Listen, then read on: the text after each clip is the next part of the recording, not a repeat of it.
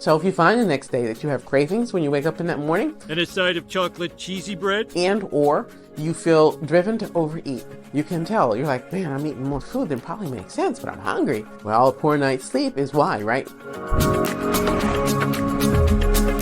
Hi, I'm Dr. Beverly Yates, licensed doctor of naturopathic medicine for over 30 years of clinical experience.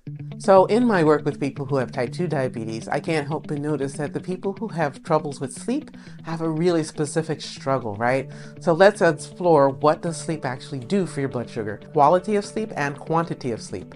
When those things are in good harmony, then when you wake up, your blood sugar has the opportunity to be in a healthy range. Here's the thing though, if there's disruptions to your sleep, if you have a hard time getting to sleep, called insomnia, you have a hard time staying asleep, or if you find that you get awakened multiple times throughout the night, because maybe you need to get up to pee, maybe you have a hard time getting back to sleep, all of those things interfere with having healthy blood sugar when you wake up in the morning.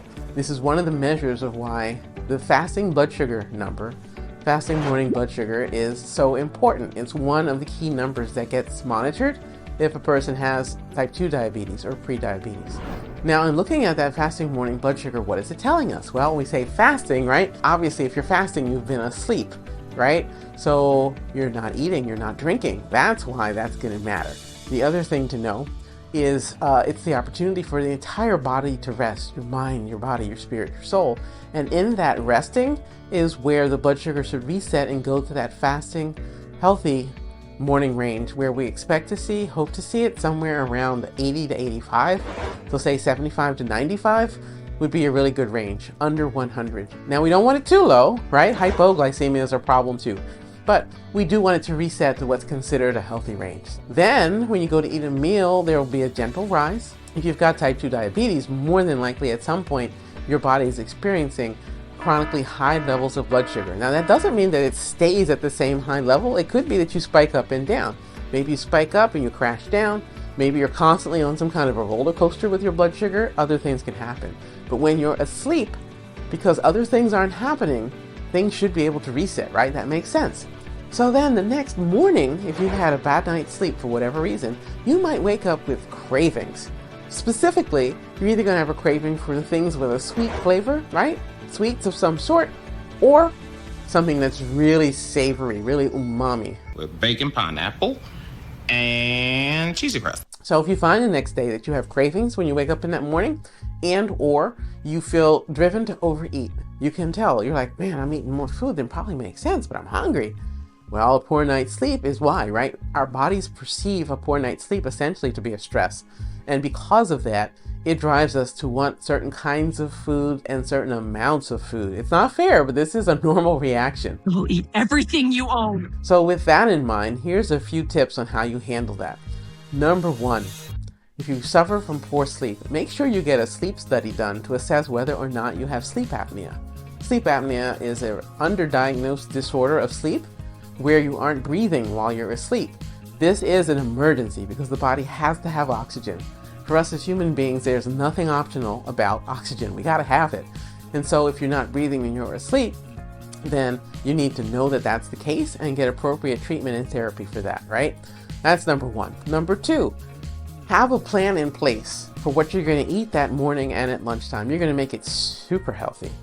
You're gonna have, your healthy proteins, healthy fats in the form of nuts and seeds, maybe a tablespoon of olive oil, something as a healthy fat as part of your breakfast.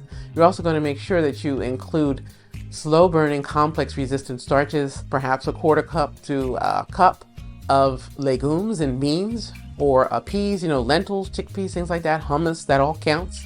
Make sure you have the things that burn slow. What you don't want is simple grains, anything that's highly refined or ultra processed. So junk foods, fast foods, things like that are gone.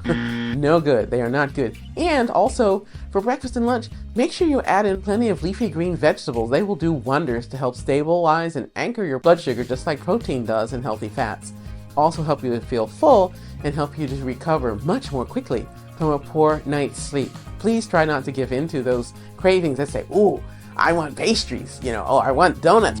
Donut. It's no good. It's going to be a problem for you, right? And then the third tip around poor sleep is please don't spend a lot of time and energy beating yourself up. Sometimes this happens, sometimes it's a change perhaps in our other hormonal balance. Maybe we have a lot of stresses in our life, other pressures, maybe you have noisy neighbors. Whatever the situation may be, do what you need to protect yourself from it.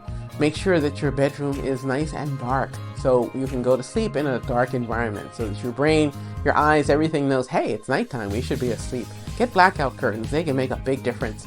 If you have a noisy environment, the blackout curtains tend to be thicker and heavier and can make it quieter in your bedroom. So important. And then finally, make sure your bedroom is cool at night when you go to sleep. You can add a fan if it's the hot time of year, or air conditioning if you have access to that. But whatever you do, make sure your bed is cool.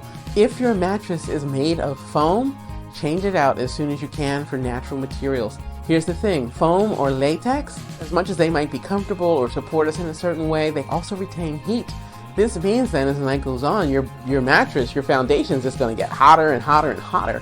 So if you struggle with hot flashes, or if you wake up at night and you're like, wow, I just feel so hot, or I throw the covers off, things like that, it's telling you your mattress itself might be entirely too warm for you. All right? So I hope you find this helpful. Take care.